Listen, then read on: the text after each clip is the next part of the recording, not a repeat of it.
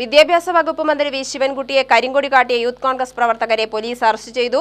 Youth Congress പ്രവർത്തകരെ പുലർച്ചെ വീടുകളിലെത്തി arrest ചെയ്ത് കരുതൽ തടങ്കലിലാക്കിയിരുന്നു. വിത്തനശ്ശേരിയിലും കൂടല്ലൂരിലുമാണ് മന്ത്രിക്കെതിരെ കരിങ്കൊടി കാട്ടിയത്.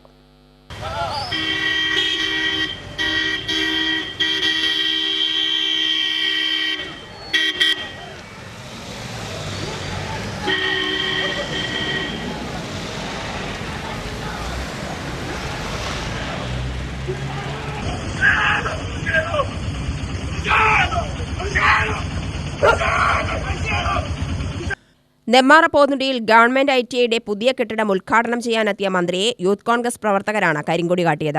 വിദ്യാലയങ്ങളിലെ സുരക്ഷ അപകടത്തിലായതിൽ പ്രതിഷേധിച്ചായിരുന്നു കരിങ്കൊടി കാട്ടിയത്.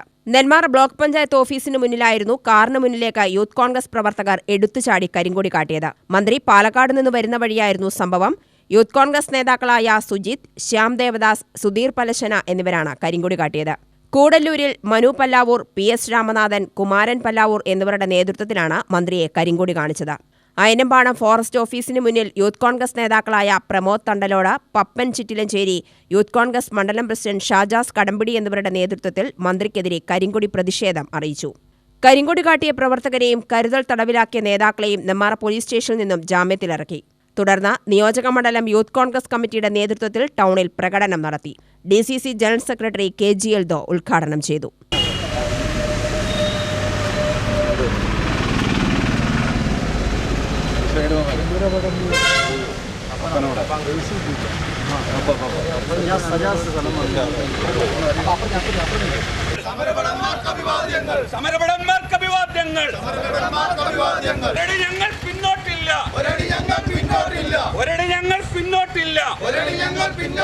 പോലീസിനെ കാട്ടി ഭയപ്പെടുത്തണ്ട.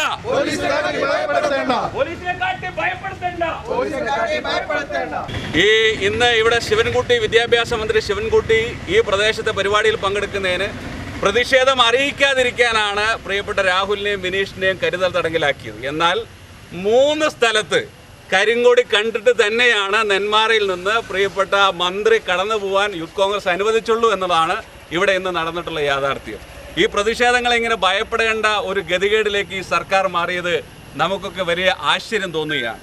സമരത്തിലൂടെ, തീവ്രമായ സമരത്തിലൂടെ, ശിവൻകുട്ടിയൊക്കെ നടത്തിയ സമരത്തിൻ്റെ ചരിത്രങ്ങൾ നമുക്കൊക്കെ അറിയാവുന്നതാണ്.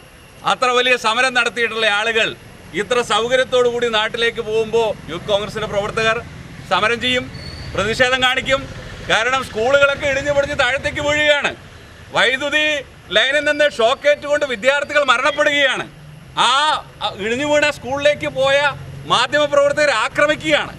ഈ രൂപത്തിൽ ഈ നാട്ടിലെ ജനാധിപത്യപരമായിട്ടുള്ള പ്രതിഷേധങ്ങളെ മുഴുവൻ അടിച്ചമർത്താൻ ശ്രമിക്കുന്ന, ഒരു വശത്ത് ഈ ഗവൺമെന്റിന്റെ അനാസ്ഥ കൊണ്ട് ഈ നാട് മുഴുവൻ വലിയ പ്രയാസത്തിലേക്കായി മാറിയിരിക്കുമ്പോൾ പ്രതിഷേധം ഉണ്ടാവും. മന്ത്രിമാരെ ഇതൊന്നും കാണാൻ കഴിയില്ലെങ്കിൽ വീട്ടിൽ അടച്ച മുറിയിൽ ഇരിക്കേണ്ട ഗതികേട് ഈ നാട്ടിലെ മന്ത്രിമാർക്കുണ്ട് എന്നതാണ് സൂചിപ്പിക്കാനുള്ളത്. UTV news, Palakkad.